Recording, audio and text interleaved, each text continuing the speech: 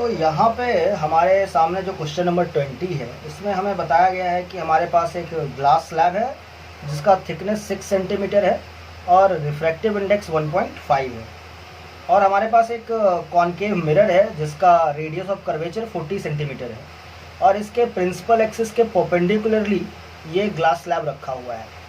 और हमें ये बताया गया है कि ऑब्जेक्ट और इमेज सेम पॉइंट पे कंसाइड कर रहे हैं, तो ऑब्जेक्ट का पोजीशन क्या होगा, डिस्टेंस क्या होगा फ्रॉम द मिरर, ये हमसे पूछा जा रहा है।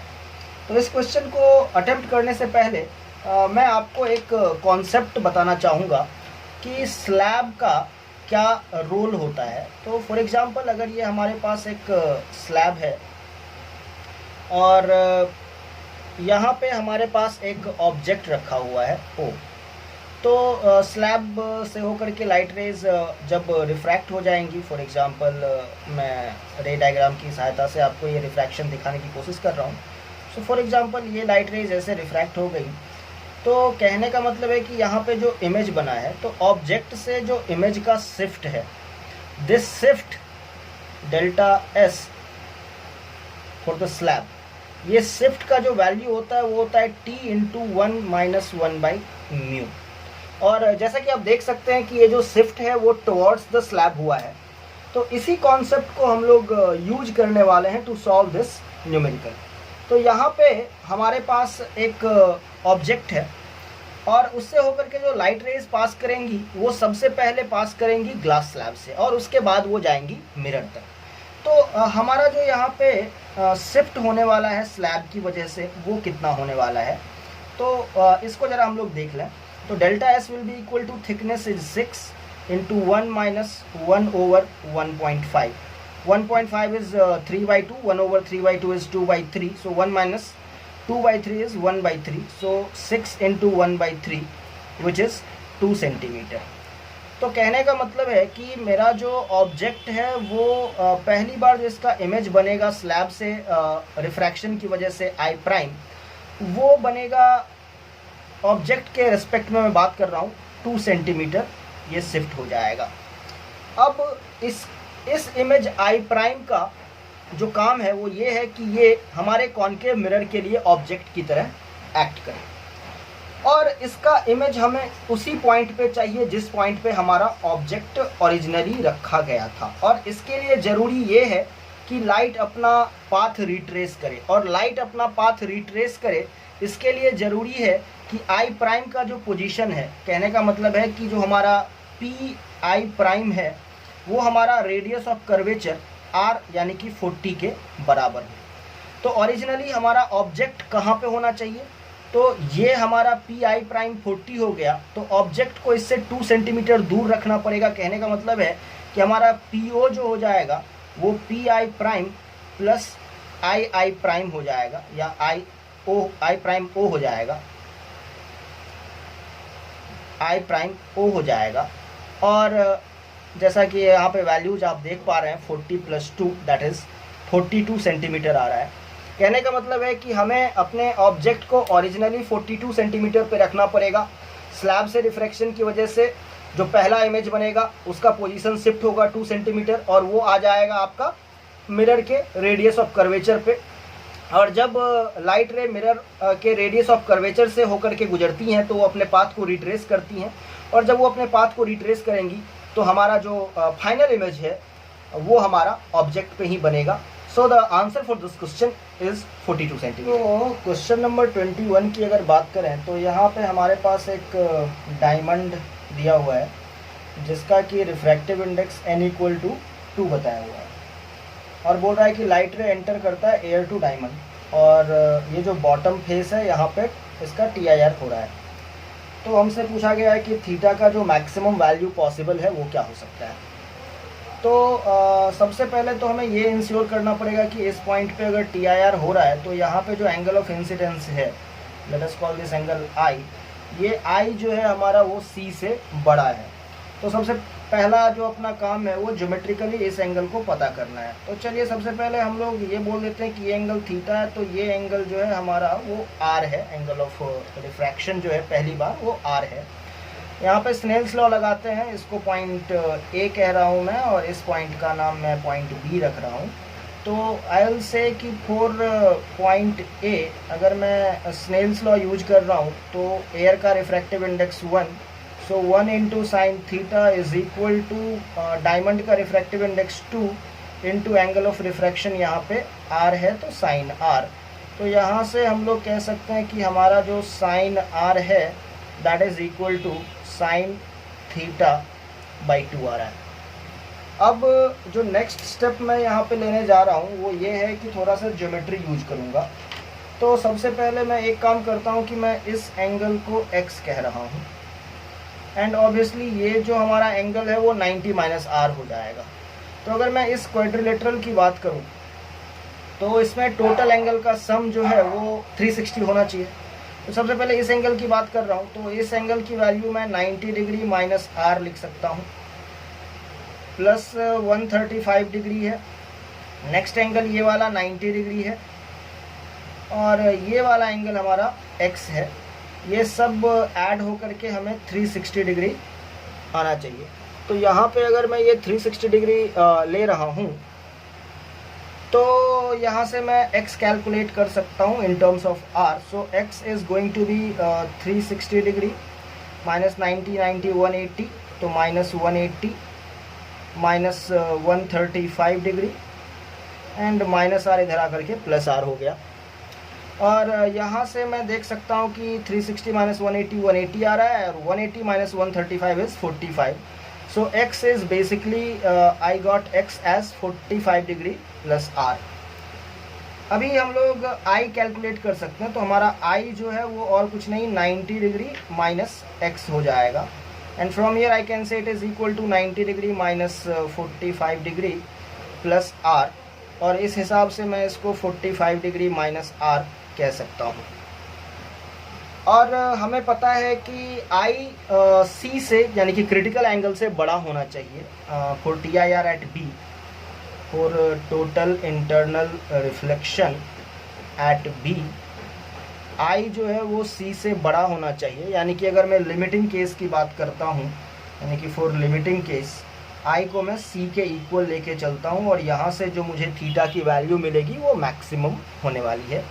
सो i इक्वल टू c को लेके चलता हूँ तो यहाँ पे साइन i जो है वो हमारा साइन c के बराबर हो जाएगा। और साइन i जैसा कि हम लोग देख सकते हैं हमारे पास i की वैल्यू 45 डिग्री माइनस r है। So it is 45 degree minus r. That should be equal to sine of critical angle, which is equal to 1 by the refractive index of denser medium, which is diamond. So 1 by 2 यहाँ पे लिख सकते हैं। इसको मैं expand करने वाला हूँ तो sine 45 degree is 1 by √2 into cos r minus cos 45 degree which is again 1 by √2 into sine r। That should be equal to 1 by 2। यहाँ से मैं 1 by √2 को कॉमन ले रहा हूँ और मुझे cos r चाहिए। मेरे पास sin r अवेलेबल है, तो यहाँ से सबसे पहले cos r निकाल लेते हैं। तो cos r will be equal to 1 minus sine square r का स्क्वायर रूट, तो 1 minus sine square theta by 4 कर देंगे। तो it will be equal to square root of 4 minus sine square theta और 4 का स्क्वायर रूट 2 हो जाएगा, so divided by 2। तो ये हमारे पास cos r आ गया। मैं वैल्यू लिख रहा हूँ 1 by √2 मैंने कॉमन ले लिया। cos r की वैल्यू मैंने लिख दिया √4 minus sine square theta by 2। 1 by √2 already common है तो साइन r की वैल्यू मैं साइन थीटा बाई 2 लिख रहा हूँ यहाँ पे। So it is sine theta by 2 and this thing is equal to 1 by 2। मैंने इन 2 को कैंसिल कर दिया है यहाँ पे। सो यहाँ से मैं आगे चल रहा हूँ तो मैं यहाँ पे देख रहा हूँ कि square root of 4 minus sine square theta minus sine theta है और √2 RHS में जा कर के अपीयर होगा। मैं साइन थीटा को RHS में ले जाता हूँ, सो it is 4 minus sine square theta LHS में रह गया and I have √2 plus sine theta in RHS। अब मैं स्क्वायरिंग बोथ साइड कर देता हूँ। So what I am getting from here is simply 4 minus sin square theta और इधर a plus b का होल स्क्वायर लगा रहा हूँ तो 2 plus sign square theta plus 2√2 sine theta. और यहाँ से अपने पास एक क्वाड्रेटिक इक्वेशन फॉर्म हो रहा है। ज़रा इस क्वाड्रेटिक इक्वेशन को भी हम लोग देख लेते हैं।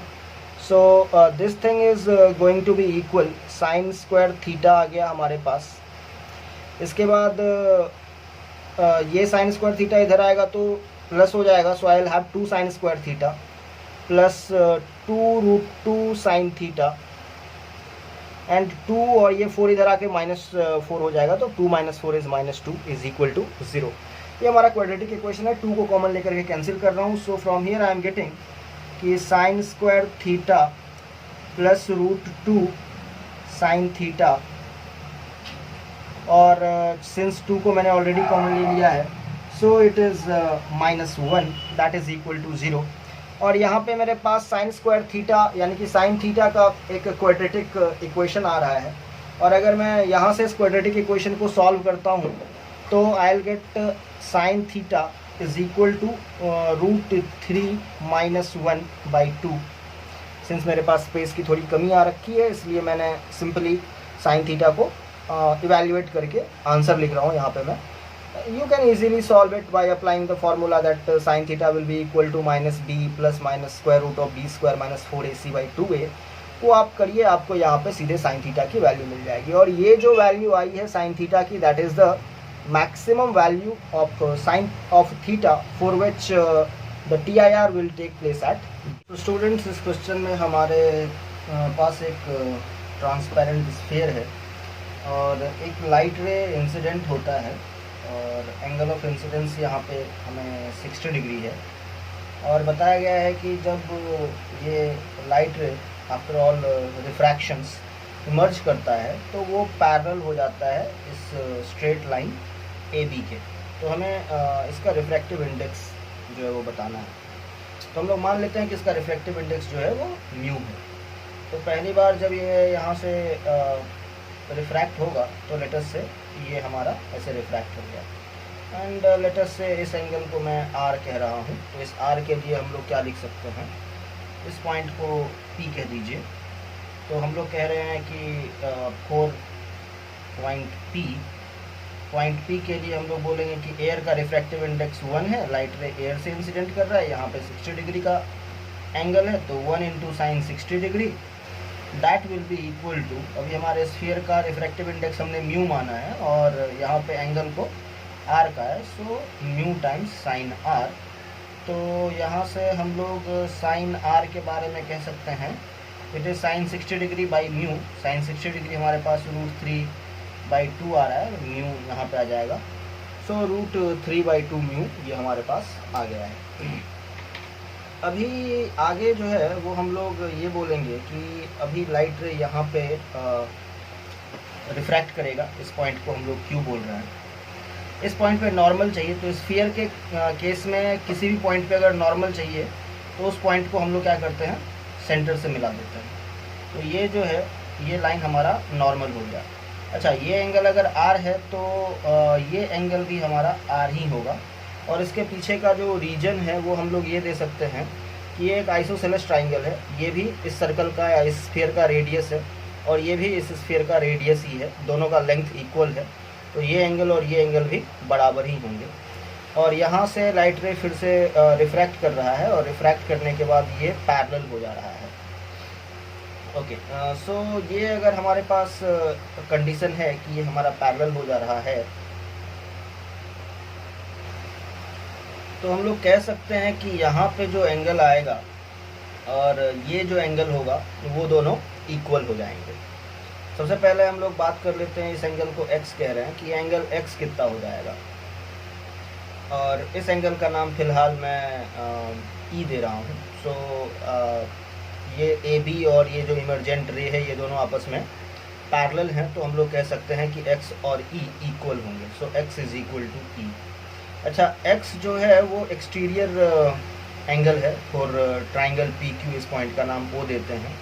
POQ इस ट्राइंगल का एक्सटीरियर एंगल है x, तो x will be equal to sum of two interior angle that is R + R। ये हमारे पास 2R आ गया। अब पॉइंट Q के लिए हम लोग स्नेल्स लॉ लगा रहे हैं, सो 4 पॉइंट क्यू हमारा जो स्नेल्स लॉ हो जाएगा, इसका रिफ्रैक्टिव इंडेक्स म्यू है स्फीयर का, म्यू इंटू यहाँ पे sine R, that will be equal to air का refractive index 1 into sine E. Sine E जैसा कि हम लोग ऑलरेडी दिखला चुके हैं कि ये हमारा 2r है, so I can write mu times sine r is equal to sine e which is sine 2r। और जैसा कि हम लोग जानते हैं साइन 2r को लिखा जा सकता है 2 sine r into cos r, so मैं ऐसा लिख रहा हूँ, it is 2 times sine r cos r. Sine r को कैंसिल कर सकते हैं क्योंकि sine r can not be zero here. अच्छा, हमारे पास साइन आर की वैल्यू है, उससे हमें कॉस आर तक पहुँचना है, तो sine r is equal to √3/2 mu. यहाँ से हम लोग कॉस आर बता सकते हैं क्या हो सकता है, it will be equal to 4 mu square minus 3 का square root divided by 2 mu, that will be the value of cos R. ये वैल्यू हम लोग यहाँ पे प्लग इन करते हैं और म्यू निकालने की कोशिश करते हैं, so I will get mu is equal to 2 cos r के जगह पे ये वैल्यू सब्स्टिट्यूट कर रहा हूँ मैं, so it is 4 mu square minus 3 under square root divided by 2 mu. ये हमारा कैंसिल हो गया, म्यू से म्यू को मल्टीप्लाई कर दें अगर, तो it will become mu square is equal to 4 mu square minus 3 और अंडर स्क्वायर रूट।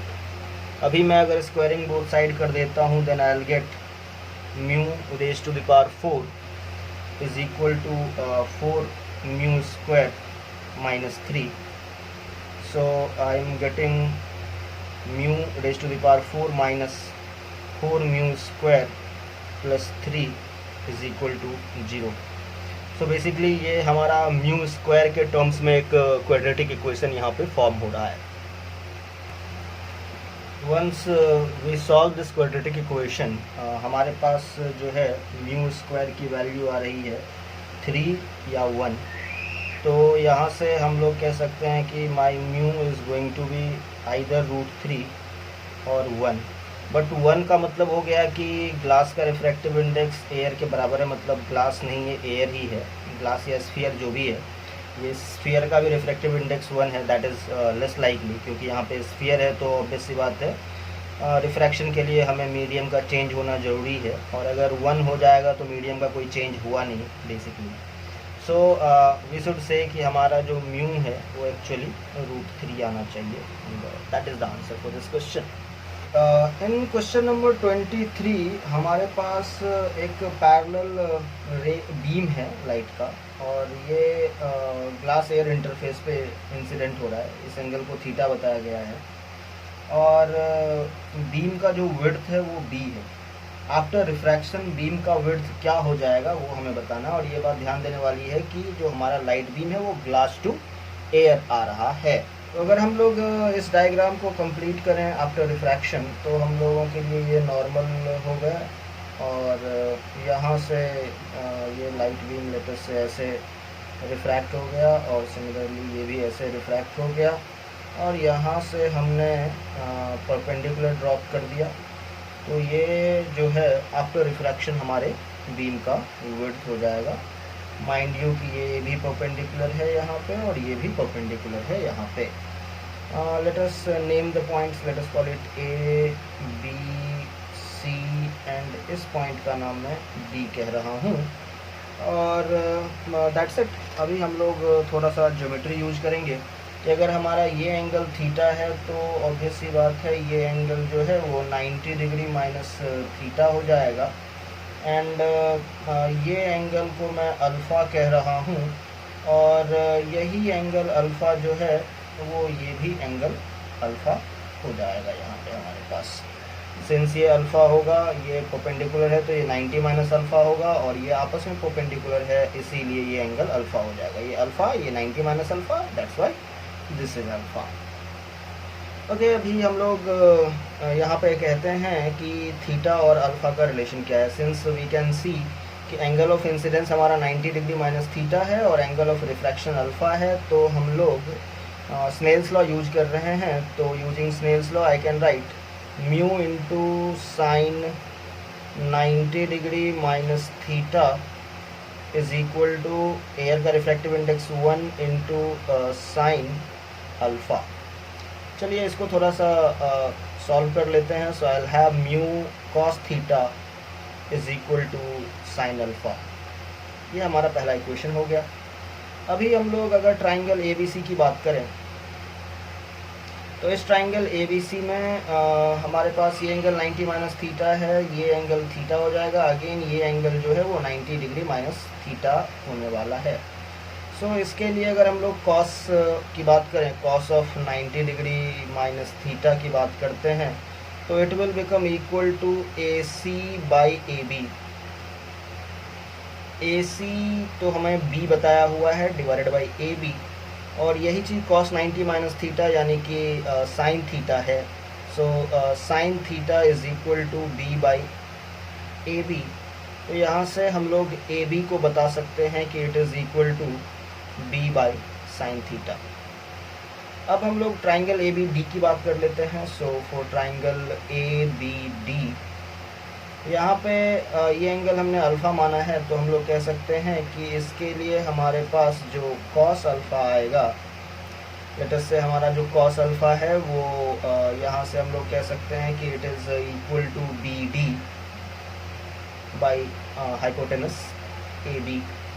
तो I can say that cos of alpha is equal to BD, जो कि हमें पता करना है, और AB हमने यहाँ पे कैलकुलेट कर लिया है B बाई साइन थीटा। तो दैट इज़ दिस थिंग। हमारे पास साइन अल्फ़ा की वैल्यू है म्यू कॉस थीटा। हम लोग जानते हैं कि हमारे पास साइन अल्फ़ा है म्यू कॉस थीटा, तो हम लोग कॉस अल्फ़ा भी बता सकते हैं। कॉस अल्फ़ा जो है हमारे पास वो आ जाएगा square root of 1 minus mu square cos square theta का स्क्वायर रूट, और यहाँ से हम लोग दोनों कॉस अल्फ़ा को कंपेयर करेंगे और BD की वैल्यू जो है वो कैलकुलेट हो जाएगी। यहाँ से अगर मैं एक स्टेप इसको फर्दर सॉल्व कर दूँ तो ये हमारे पास आ जाएगा BD into sine theta divided by B।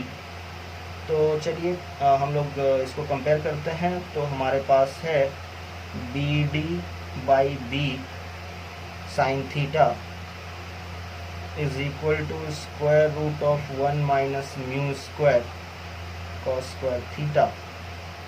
तो यहाँ से हम लोग B की वैल्यू BD की वैल्यू बता सकते हैं, और BD की जो वैल्यू हो जाएगी वो हो जाएगी B times square root of 1 minus mu square cos square theta divided by sine theta.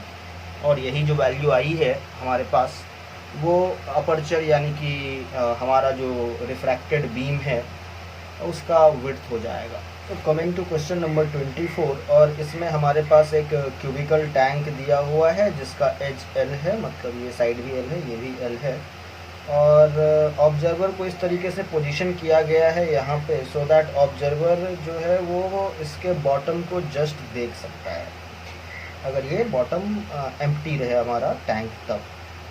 अभी क्या है कि यहाँ पे C पॉइंट पे एकदम सेंटर पे एक इंसेक्ट है, हम इसको देखना चाहते हैं keeping the observer at the same position, और हमसे पूछा जा रहा है कि इसके लिए हम लोगों को टैंक को कितना फिल करना पड़ेगा। हमारे पास एक लिक्विड है जिसका रिफ्रैक्टिव इंडेक्स दिया हुआ है, म्यू दिया हुआ है। उस रिफ्रैक्टिव इंडेक्स वाले लिक्विड से इसको कहाँ तक, किस हाइट तक फिल करें सो दैट ये इंसेक्ट दिखाई दे। तो चलिए मान लेते हैं कि इसको हमने H हाइट तक जो है वो फिल किया है, यहाँ तक फिल किया है। तो अभी होना ये है कि जब इस C पॉइंट से लाइट रे निकल के यहाँ पे इंसिडेंट होगा, let us name this point as O point पे इंसिडेंट होगा, तो आफ्टर रिफ्रैक्शन हमारा लाइट रे अगर इसी लाइन के अलोंग चला जाता है तो फिर C का इमेज इस पॉइंट पे बनेगा जिसको कि ऑब्जर्वर देख सकता है, let us call this point A पे बनेगा। तो फिर ऐसा हो सकता है कि हमारा ऑब्जर्वर इस इंसेक्ट को देख सके। अलग पॉइंट के भी नाम दे देते हैं। चलिए इसका नाम B है, इसका नाम E है, और इसका नाम मैंने F दिया। ओके, एक चीज़ हम लोग यहाँ पे कह सकते हैं, हमारा जो ट्राइंगल बन रहा है B A F, so triangle B A F के हिसाब से अगर देखें, इस एंगल को अगर मैं थीटा कहता हूँ, I can easily say that my tan theta which is equal to B F which is L divided by A B which is again L is equal to 1। So हम लोग कह सकते हैं कि हमारा जो थीटा है वो 45 डिग्री है। अच्छा, अगर ये एंगल 45 डिग्री है तो हमारा जो ये एंगल है वो भी 45 डिग्री हो जाएगा। कहने का मतलब है कि हमारा जो एंगल है एफ ओ ई वो भी 45 डिग्री यानी कि वो भी थीटा है। क्योंकि हम लोग यहाँ पे देख रहे हैं कि ए बी जो है ये ई, इसको एक्स कह देते हैं, ई एक्स के पैरेलल है, तो इस प्रिंसिपल से हम लोग एफ ओ ई जो एंगल है इसको भी थीटा कह सकते हैं। अच्छा, यहाँ से फिर हम लोग ये भी कह सकते हैं ट्राइंगल एफ ओ ई में कि यहाँ पे जो हमारा टैन थीटा हो जाएगा that will be equal to F E by O E.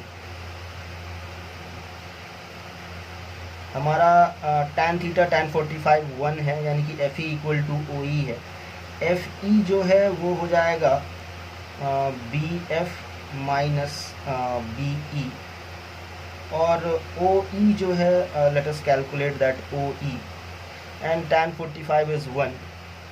From here what do we see, B F जो है हमारा वो एल है, और बी ई जो है वो हाइट है जहाँ तक हमने पानी भरी है, सो एल माइनस एच हो गया, and that is equal to O E, ऐसा हम लोग कह सकते हैं यहाँ पे। फाइन, यहाँ पे हमने ये नॉर्मल प्लॉट किया है, और अगर ये नॉर्मल है तो ये एंगल जो है वो भी 45 हो जाएगा, क्योंकि ये अगर 45 है तो 90 माइनस 45, ये अगेन 45 हो जाएगा। और लेट अस से कि ये पॉइंट एन है, तो हम लोग यहाँ से कह सकते हैं कि एंगल एन ओ एफ जो है वो भी थीटा यानी कि वो भी 45 डिग्री ही होगा।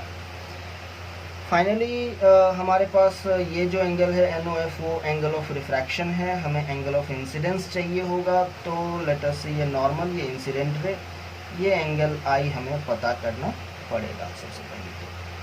तो ये एंगल हमारा थीटा हो गया जो कि 45 डिग्री है।